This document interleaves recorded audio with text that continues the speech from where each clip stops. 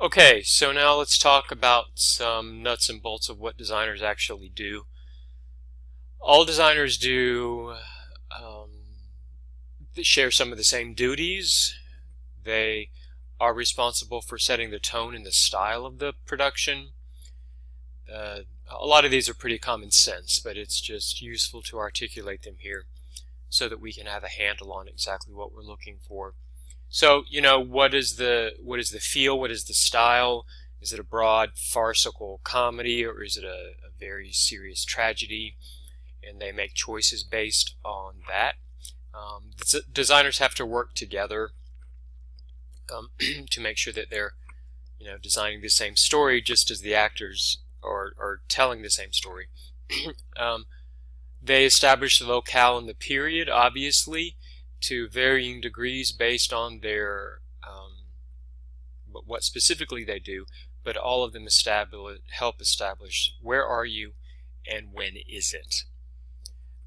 They develop their concept consistent with the director's ideas.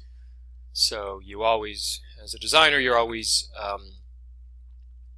feeding the director's ideas. The director is the one who's responsible for things at the end of the day, and you are helping them tell the story as they see it.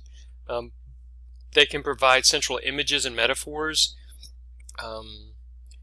Maybe the design, just as they did in the new stagecraft, the design is part of the thematic contributions to the play. So you could have a metaphorical set. The set is looks like it's falling apart because this family is falling apart, if that's the story, or that's just an example off the top of my head. As I said, they coordinate with each other. Set designers and lighting designers coordinate their color palette very closely, and obviously costume designers do too.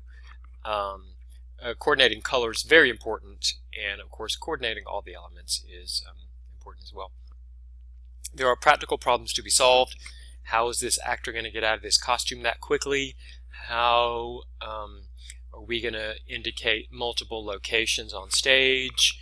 How are we going to make it dark in this area of the stage while it's light over here, and all that kind of stuff. So it's not all artistic. A lot of it is just very practical.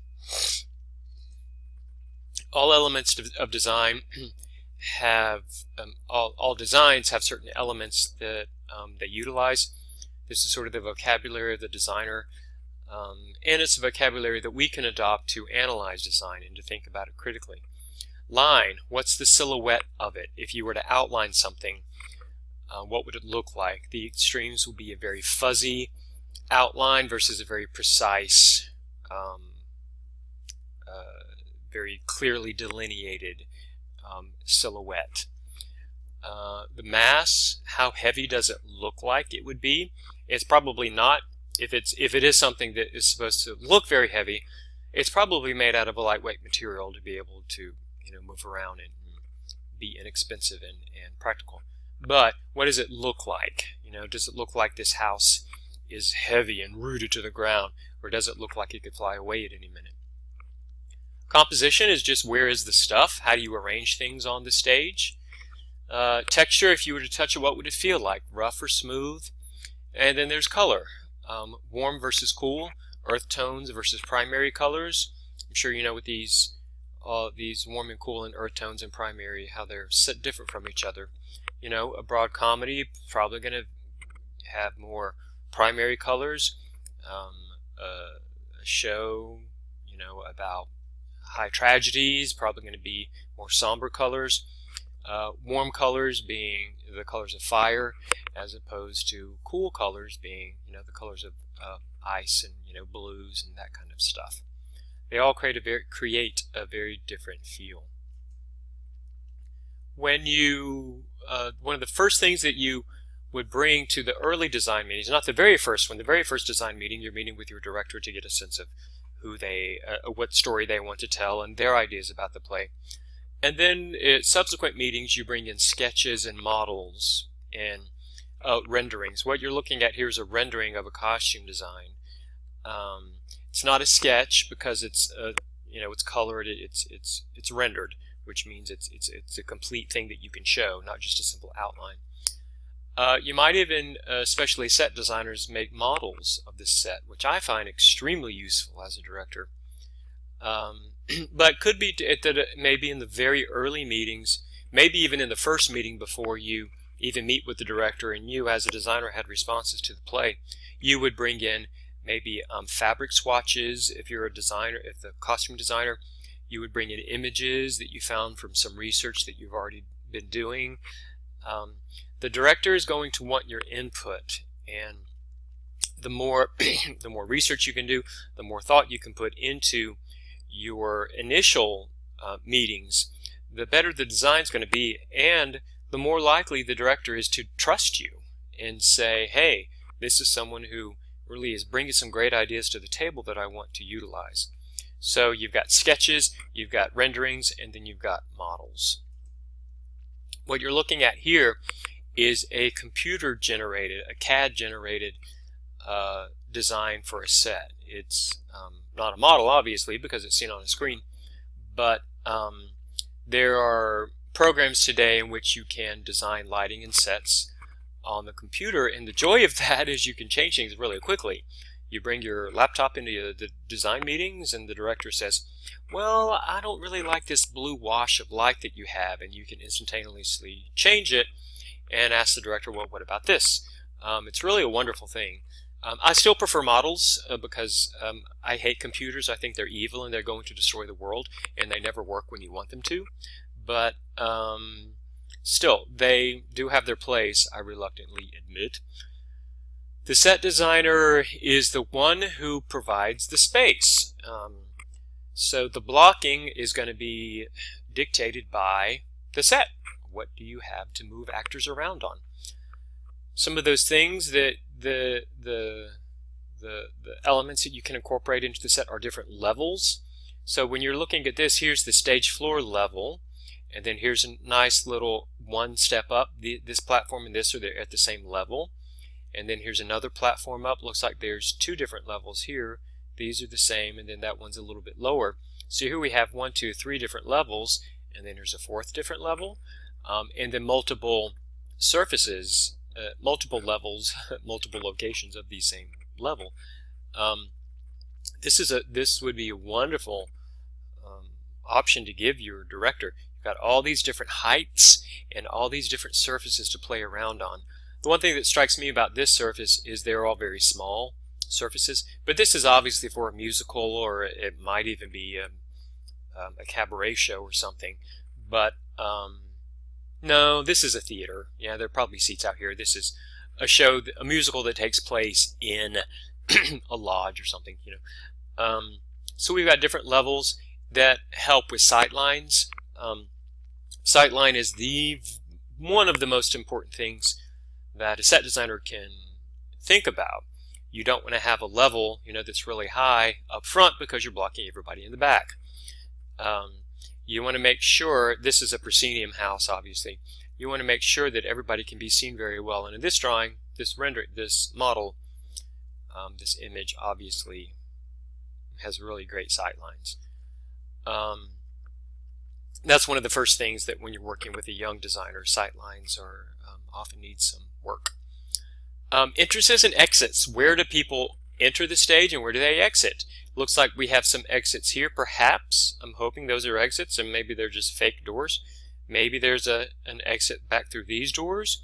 Obviously around the sides people can come and go. So that's an important thing to think about as a set designer. And when you're seeing plays, you know, what did the set designer do in terms of entrances and exits? And obviously they have an artistic interpretation. I would not say that this set is some sort of high artistic concept. It looks pretty practical. It looks pretty darn realistic. Sure, they had choices. They made this what I'm assuming is kind of a rock treatment. They gave us a view of outdoors through these doors, which is kind of nice. But this is a very practical kind of set. Not a whole lot of artistic interpretation here. But obviously the set designers can make very bold artistic choices, and those are interesting to see when they do that. Costume designers. Costume designers get to know the characters more intimately than any other designer because they're literally putting clothes on their bodies. Costumes tell us gender, occupation, personality, and the occasion. Think about all these different things. Different genders tend to dress more differently, especially when you're looking at historical periods. What's your job? And if not your job, what is your social status?